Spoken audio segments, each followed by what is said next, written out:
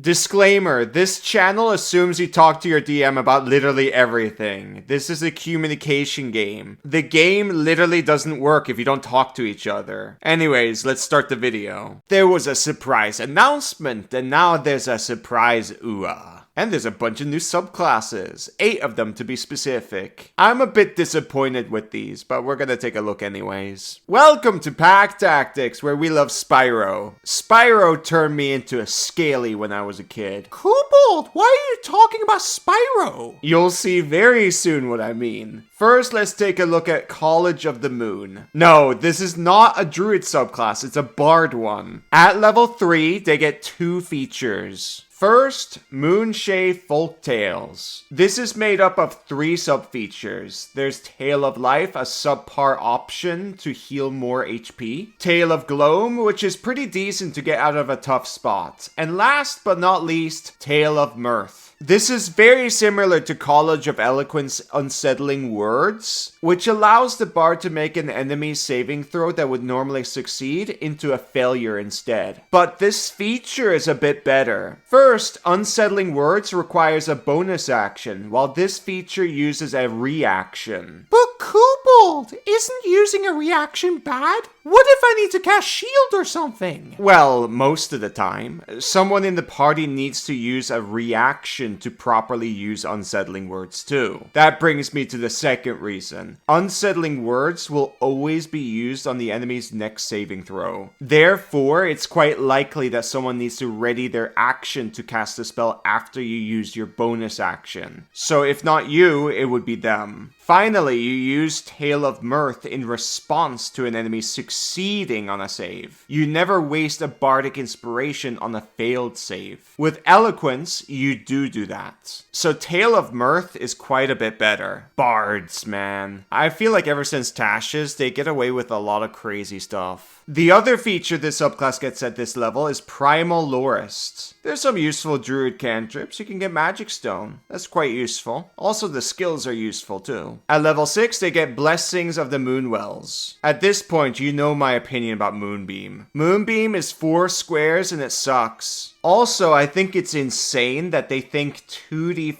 HP heal when someone fails to save on Moonbeam makes Wizards of the Coast think it's worth a 3rd level spell slot. No effing way. I have Hypnotic Pattern. Are you kidding me? I don't know what it is with this company and Moonbeam. Oh, and Hunter's Mark. They're like obsessed with these spells right now. At level 14, this subclass ends with a bang. Bolstered Folktales upgrades Tale of Mirth so much. It also allows you to choose whether you want to expend your Bardic Inspiration based on whether 1d6 is enough or not. I think this subclass is quite close to Eloquence Bard in terms of power, basically because of Tale of Mirth. However, the charisma features from Eloquence makes it more powerful, especially in 2024, I think. But anyways, this is probably like top 3. I do want to play this, but I hope they make the level 6 feature something else because I hate Moonbeam so much. But yeah, my build here would be Druid 1 and then rest in Bard. Oh yeah, by the way, Only Crits are back with 12 pastel sharp edge dice sets that's themed around the 12 classic D&D classes. You can get 11p sets with 4d6s and 2d20s. So that's extra dice than you normally get. Only Crits have done 3 successful Kickstarters so far, and this is their biggest project yet. The trailer even has a rap song. Anyways, my personal favorite is the Ranger one. I'm a sucker for Ranger. Now, optimal speedrunners, listen up. The first 250 people who back this project get a free level 1 to 3 adventure for 5e, where you have to fight 12 bosses who are evil shadows of the 12 classes. It's like fighting Shadow Link from Legend of Zelda! Exactly, but 12 of them. It's more like the Gauntlet of Shar from Baldur's Gate 3, to be honest. Anyways, I've been working with Only Chris for many years, and they have a fantastic track record, so I absolutely recommend you check out the Kickstarter. Getting the whole collection is fun for your table. The Barbarian can get the Angry Red dice. The Fighter who multiclass into Warlock gets both the Fighter and the Warlock dice sets. You get the point. Back to the video. Next, they remade Knowledge Cleric. I was hoping they wouldn't do stuff like this ever again, but that's what they're doing. I just want them to make brand new stuff, not fix old stuff. Anyways, at level 3, they get expertise in 2 skills and proficiency in 1 type of artisan's tools through Blessings of Knowledge. This is very good now because of the new crafting rules in the DMG. The domain spells were improved by a lot. While most are cleric spells here, they do open up more space for preps. Mind Magic, which is their other feature, makes their domain spells pretty crazy. It lets the Knowledge Cleric use their Channel Divinity to cast these spells, which means 2 to 4 extra spell slots per day. And keep in mind, you get 1 Channel Divinity back on a short rest. You're kinda like a Warlock here. Early in your career, you're casting a lot of command, and then eventually you get Dispel Magic, and finally Hypnotic Static, which is incredible. I love that spell so much. Also Banish, I forgot about Banish. Banish is good too here. I think Unfettered Mind at level 6 is useful, but hard to quantify. It's funny that they became incredibly good at intelligence checks, more so than wizards. But I don't think this helps much in terms of mismaging, as you need to guarantee way higher totals. I'm gonna cover mismages in 2024 eventually, so stay tuned. As for the capstone, Divine Foreknowledge, it's very useful. It applies to checks for initiative, saving throws, and more. It does seem a bit limited in campaigns that have many encounters per day, but it might actually be worth a level 6 spell slot if you don't have much going after the additional hour though. This is similar to Foresight, which is a 9th level spell, so maybe it is a good trade. I really like this subclass, this is pretty good. Next, Blurple Night Dragon Fighter. I haven't read you since Xanathar days. This subclass is based on the Knights of Cormyr. I actually hate the retcon they did here, and this is coming from a Scaly. The name was based on the purple scales of a black dragon that was defeated long ago. Now each of the purple knights gets their own Spyro pets. Well, technically they're amethyst dragons, they're like gem dragons, but whatever. I don't know why they don't do this with a different fighter subclass. I don't think it fits at all with Dragon Knights. But whatever, I'm not that invested into the lore to care. I don't think most people are either. Here is your pet. It's similar to a familiar, but can attack if you command it as a bonus action. Similar to other pets like Beastmaster and stuff. The rend attack is obviously worse than using your bonus action to attack. That is horrendous. Your chance to hit is lower, as well as the average damage. This is so insanely dumb. Why did they tie it to intelligence modifier? Also, that breath weapon doesn't do any damage. You can only use this twice a day. It uses your intelligence modifier, and it's a con save. At least it's AoE, but like, come on, this sucks. Imagine playing a Beastmaster, but you've got a shitty pet and you have no spells. That's what this is. This pet is not Spyro. Spyro would be powerful. You're better off making this grapple you and fly off. They're small, so they can carry their strength times 15. That's 240 pounds. Or drag twice that. I also just realized they're quite squishy too for a while. What an awful pet. You also get Nightly Envoy at level 3. This is a joke feature, barely worth counting as a ribbon feature. Level 7, you can use the dragon as a mount instead of using it as a flying claw machine. But unfortunately, it will fall down instead of staying in the air. So claw machine it is. If that isn't allowed, it's not the end of the world. I mean, it's better at traversal. A mount is a mount, you know? So I will rate this pretty decently. 7 levels though, which is pretty painful. You know what? I changed my mind because of Phantom Steed and Find Steed and stuff. That pops up at level 5. And finally, the breath weapon now does damage. It's officially better than a level 1 spell. Incredible progression. 7 levels. Finally, the beast gets some better survivability, as you can heal it by healing yourself. and it gets to use its breath more often at the same time. We can finally fight some Norks now, how exciting. The Rallying Surge at level 10 is quite useful actually, especially the retreat option, but I wouldn't say it's fantastic or anything. At level 15, they get Amethyst Pineapple, upgrading the dragon again. I don't get why this is limited to 40-foot speed. Meanwhile, Paladins have their flying mounts with 60-foot speed. They get that at like what? Level 13? At least they don't drop anymore though. As for tandem attack, this is a joke. Again, Rend is never worth it. That option is only ever useful if you're out of the fight. 2 attacks is also very price heavy to get Gravity Breath out faster. Man, this really sucks. We're not going to be able to defeat Nasty Nork with this or Ripto. They're going to meme on this Spyro. Enduring Commander at level 18. This is your capstone.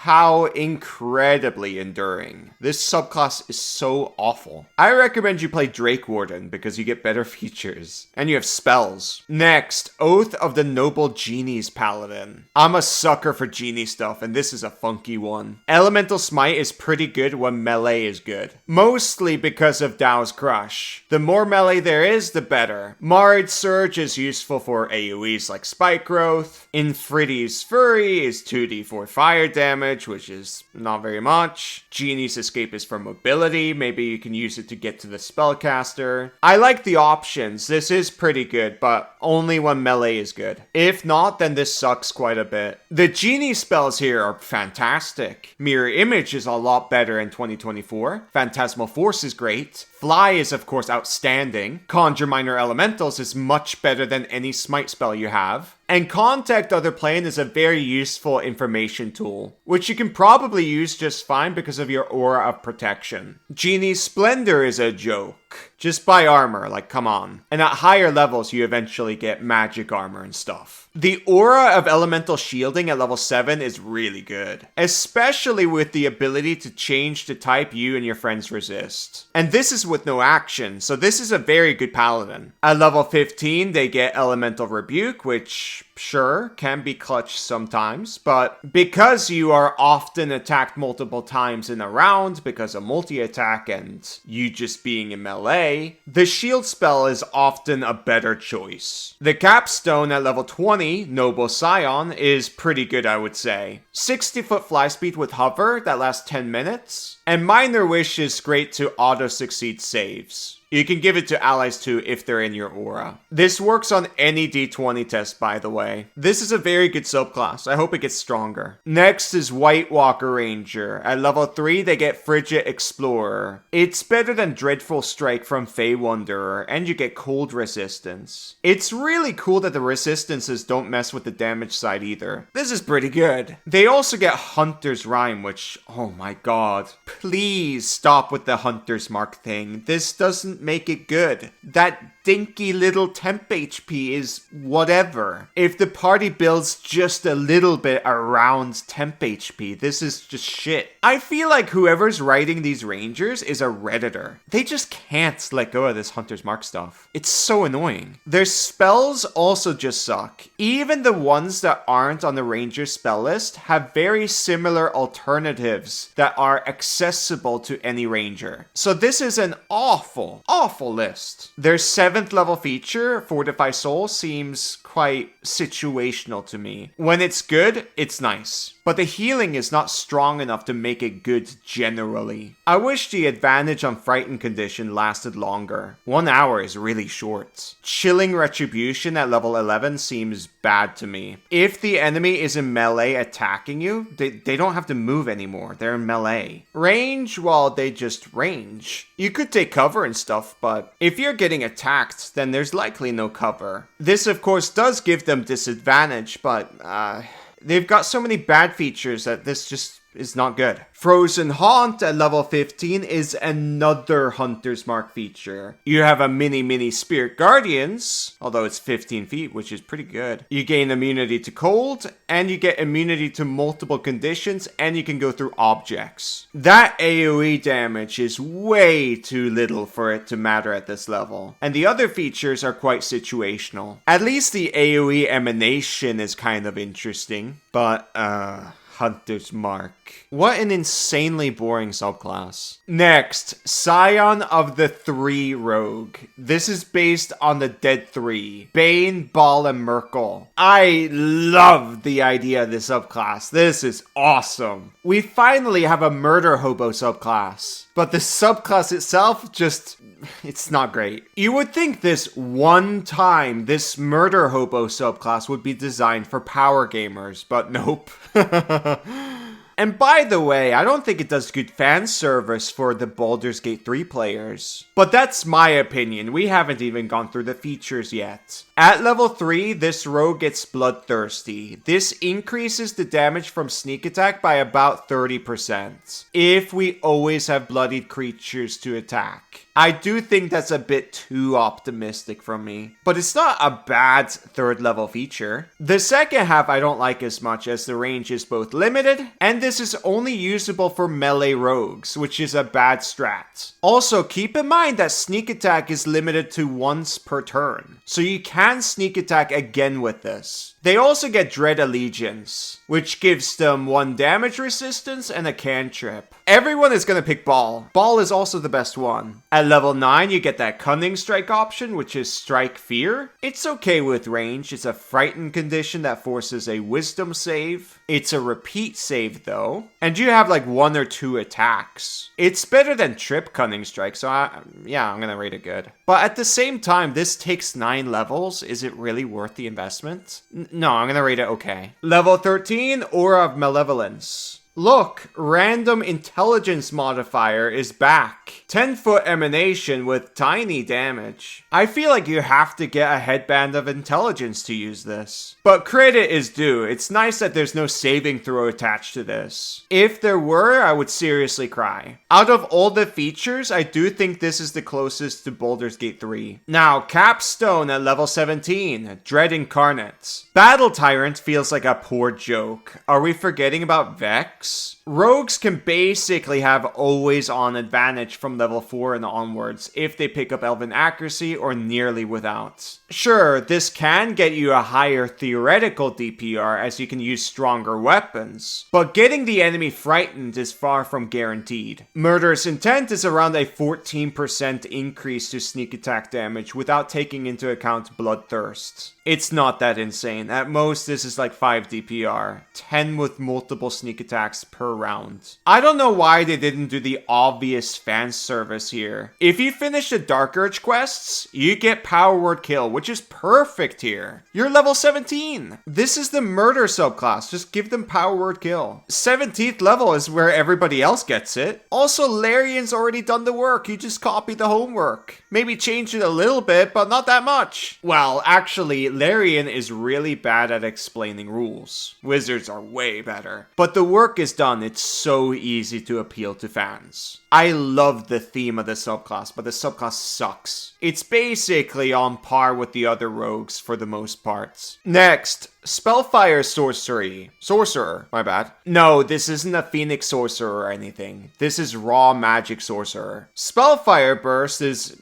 very tame. 1 sorcery point to give you or 1 creature temp HP equal to 1d4 plus your charisma modifier. The other one does 1d6 damage to 1 creature. Their Spellfire spells are okay. Many spells are kinda bad. Many others they already have access to normally. But there are some good ones here regardless, like Dispel Magic, Aura Vitality, Wall of Fire, and Greater Restoration. You gotta keep in mind, Sorcerer doesn't get to pick that many spells. At level 6, they get Absorb Spells. It's kinda funny. Sorcerers are some of the best counterspellers in the game because of their meta magic. This here gives them more sorcery points than they used on average. I like it. At level 14, they get Honed Spellfire, which improves Spellfire Burst. This is a necessary buff. The temp HP might actually matter now, but the damage is pretty laughable at its level. I guess you could stack it up, but I don't know. Somebody's gonna argue damage is damage. Capstone, Crown of Fire. I think Burning Life Force is thematic and decent. You use your hit die now instead of later. In return, you gain less hit points, but this can save your life. Obviously, flight and spell avoidance are good. Good capstone. I think the subclass is okay, but Spellfire Burst and its improvement at level 14 could both get another look. And maybe Spellfire spells as well. Oh, Bladesinger, what are you doing here? This is the third time you're changing. Everybody loves you. Alright, so the most important changes here are 1. Its number of uses are now based on your intelligence modifier instead of your proficiency bonus. That was in version 1. Now they've changed it back. This means more uses until very late game. This is very good. 2, you can now attack with your intelligence modifier rather than the normal stats